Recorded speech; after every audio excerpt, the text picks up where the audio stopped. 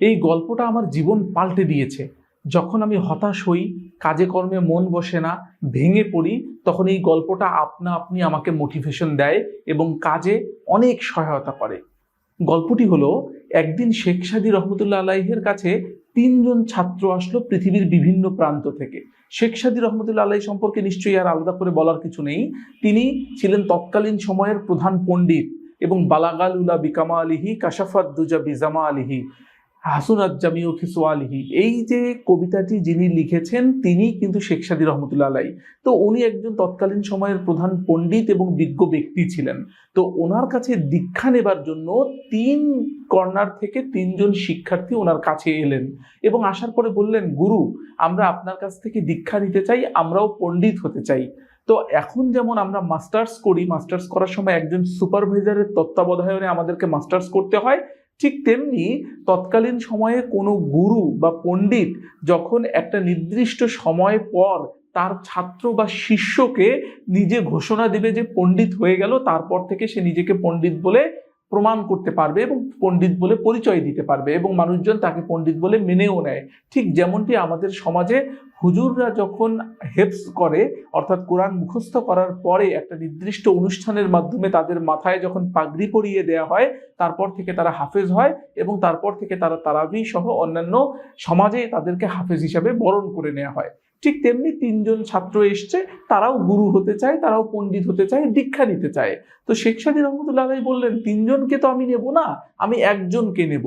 তাহলে কি আর করা, তাহলে তো নিশ্চয়ই একটা পরীক্ষা নিতে হয়। তো আগেকার দিনের মতো তো এখনকার মতো তো আর এডমিশন টেস্টের ব্যবস্থা ছিল না। তো তখন কি করা হলো, তখন তিনজন ছাত্রকে নিয়ে যাওয়া হলো একটা খরস্রোতা প্রবাহিত নদীর সামনে। নদীর পাড়ে দাঁড়িয়ে শেখ সাদী রহমতুল্লাহ আলাইহি একজনকে ডেকে নিল এবং বাকি দুজনকে একটু দূরে অবস্থান করতে বলল। তখন প্রথম ছাত্রকে ডেকে নিয়ে গিয়ে উনি বললেন, বলো, এই যে প্রবাহিত নদী, এই খরস্রোতা নদী দেখে তোমার দর্শন কি, তোমার চিন্তা ভাবনা কি, তুমি কি ভাবছো, তোমার মনে কি কথা বলে, আমাকে বলো। তখন ওই ছাত্রটি বলল, গুরু, এটা তো খুবই সহজ, আমি নদীতে নামবো, স্রোত যেদিকে যায় আমি গা ভাসায় দিব, স্রোতের অনুকূলে আমি মাইলের পর মাইল পথ পাড়ি দিতে পারবো।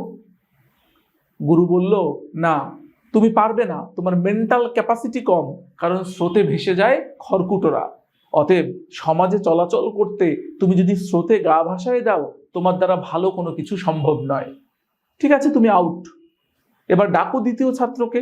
দ্বিতীয় ছাত্র আসলো, নদীর পাড়ে দাঁড়িয়ে তাকেও একই প্রশ্ন করা হলো, বলো, এই খরস্রোতা নদী, এই প্রবাহিত নদী দেখে তোমার দর্শন কি, তোমার চিন্তা ভাবনা কি। দ্বিতীয় ছাত্রটি একটু থামলো, তারপর বলল, গুরু, স্রোতের অনুকূলে তো সবাই যেতে পারে, কিন্তু আমি যাব স্রোতের প্রতিকূলে।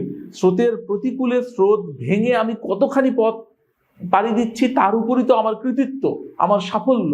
অতএব স্রোতের অনুকূলে আমি যাব না, আমি যাব স্রোতের প্রতিকূলে, স্রোত ভেঙে আমি অগ্রসর হব।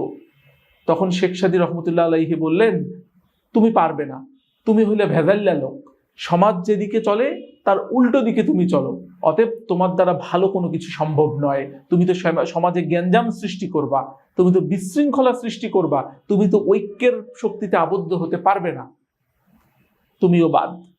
এবার ডাকো তৃতীয় ছাত্রকে। তৃতীয় ছাত্র আসলো এবং নদীর সামনে দাঁড়িয়ে তাকেও একই প্রশ্ন করা হলো, বলো, এই খরস্রোতা নদী, এই প্রবাহিত নদী, এই স্রোত দেখে তোমার কি চিন্তা ভাবনা, তুমি কি ভাবছো, তোমার দর্শন কি, তোমার মন কি বলে। তৃতীয় ছাত্রটি যথেষ্ট থামলেন, একটু ধীর স্থির ভাবে বললেন, গুরু, আমি তো নদীতে এমনি নামবো না, আমার নদীতে নামবো আমার কোনো উদ্দেশ্য সফল করার জন্য, হয়তো গোসল করার জন্য, নয়তো ডুব দিয়ে ভেতর থেকে পাথর বা বালি সংগ্রহ করার জন্য, নতুবা সাঁতার কেটে নদীর ওই পারে যাওয়ার জন্য, নতুবা আমি মাছ ধরার জন্য নামবো। যে কোনো না যে কোনো একটা উদ্দেশ্য নিয়ে তো আমাকে নদীতে নামতে হবে। আর ওই উদ্দেশ্য পূরণ করার জন্য যদি খানিকটা স্রোতের অনুকূলে গিয়ে খানিকটা স্রোতের প্রতিকূলে গিয়ে যেভাবে ম্যানেজ করে আমার ওই উদ্দেশ্য সফল করা দরকার সেটাকে সফল করে আমি বেরিয়ে আসব।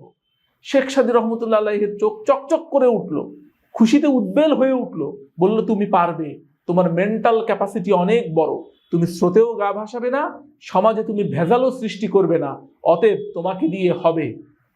এই গল্পটি কেন বললাম, কারণ আমরা প্রায়ই একটা কথা বলি, আমরা পরিস্থিতির শিকার। পরিস্থিতি আমাদেরকে নানান রকম ভাবে কাবু করে ফেলে। মনে রাখবেন, পৃথিবীতে সৃষ্টিকর্তা আমাদেরকে পাঠিয়েছেন একমাত্র তার ইবাদত করার জন্য। আর এই ইবাদত করতে এসে নানান রকম পরিস্থিতি আমাদেরকে ইবাদত থেকে দূরে রাখে। আমাদের কাজ হলো সেই পরিস্থিতির শিকার না হয়ে পরিস্থিতিকে নিজের শিকারে পরিণত করা। অতএব খুব বেশি রেডিক্যাল চেঞ্জ, স্রোতের উল্টো দিকে চলা মানুষকে সমাজ যেমন গ্রহণ করে না, স্রোতে গা ভাসিয়ে দেয়া মানুষকেও মানুষ ভাবে ব্যক্তিত্বহীন এবং তার দ্বারা কোনো ভালো কাজ সম্ভব নয় বলে আশেপাশের মানুষজন সেটা চিহ্নিত করে এবং তাকে তেমন কোনো মূল্য দিতে চায় না। তো এই গল্পটি কেন বললাম? এই গল্পটি আমাকে সব সময়ের জন্য অনুপ্রেরণা দেয় এই ভেবে যে সমাজে নানান পরিস্থিতি আমাকে সব সময়ের জন্য গ্রাস করে থাকবেই। অতএব আমি যা করেছি তার কর্মফল যেমন আমাকে ভোগ করতে হবে, ঠিক তেমনি ভাবে নতুন এবং সামনের পথটা চলার জন্য আর কি কি উপাদান নিজের ভিতরে অন্তর্ভুক্ত করলে পরিস্থিতির শিকার না হয়ে বরঞ্চ পরিস্থিতিকে আমার শিকারে পরিণত করতে পারবো, সেটি হলো চিন্তার বিষয়। সমাজ, জীবন এবং মানুষ খুব অন্যরকম, ক্ষণে ক্ষণে পরিবর্তিত হয়। মাঝে মাঝে মানুষ অন্যরকম হলেও পরিস্থিতি কখনো কখনো তাকে টেনে তোলে। কিন্তু ওই যে বললাম মেন্টাল ক্যাপাসিটি যার যত বড়, অর্থাৎ আমরা বলি ইমোশনাল ইন্টেলিজেন্স, আবেগীয় বুদ্ধিমত্তা যার যত বড়, সে তত বেশি পরিস্থিতিকে নিজের নিয়ন্ত্রণে আনতে পারে এবং পরিস্থিতিকে নিজের নিয়ন্ত্রণে আনতে পারলে অনেক কিছু অন্যরকম আকারে ধরা দেয়।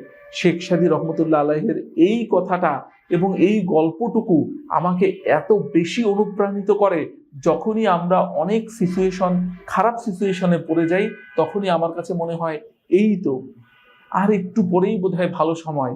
ধৈর্য নিয়ে এই জায়গাতে লেগে থাকা, পড়ে থাকা এবং কায়মনোবাক্যে সৃষ্টিকর্তার এবং মহান রাব্বুল আলামিনের সহায়তা চাওয়া আমাকে সাফল্যের একটি অনন্য মাত্রায় পৌঁছে দিতে পারে।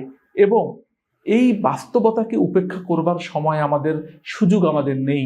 বাস্তবতা আমাদের আসবে, এর ভেতরে মিনিমাইজ করে যতটুকু টিকে থাকা যায়, যতটুকু পারা যায়, সেটি হবে মূল লক্ষ্য জীবনের। পৃথিবীর কাছ থেকে কতখানি নিয়েছি তার জন্য আমাদের মর্যাদা নয়, বরঞ্চ পৃথিবীকে কতখানি দিয়েছি সেটার জন্যই আমাদের মর্যাদা। শেখ সাদী রহমতুল্লাহ আলাইহের এই গল্প একজন স্টুডেন্টের ভেতর দিয়ে যেভাবে মানব সমাজকে মেসেজ দিতে চেয়েছেন, সেই মেসেজটা অনুপ্রাণিত করে। পরিস্থিতির শিকার না হয়ে বরঞ্চ পরিস্থিতিকে নিজের শিকারে পরিণত করে নিজে কামিয়াবি হবার একটি অন্যতম পন্থা এই গল্পটিকে আমি মনে করি। আপনাদের যদি ভালো লেগে থাকে, আপনাদের যদি কোনো মন্তব্য থাকে, তাহলে অবশ্যই আমাকে কমেন্ট করে জানান এবং নতুনরা দয়া করে সাবস্ক্রাইব করে আমাদের এই চ্যানেলটিকে আরো বড় হওয়ার সুযোগ তৈরি করে দিন। ধন্যবাদ সবাইকে।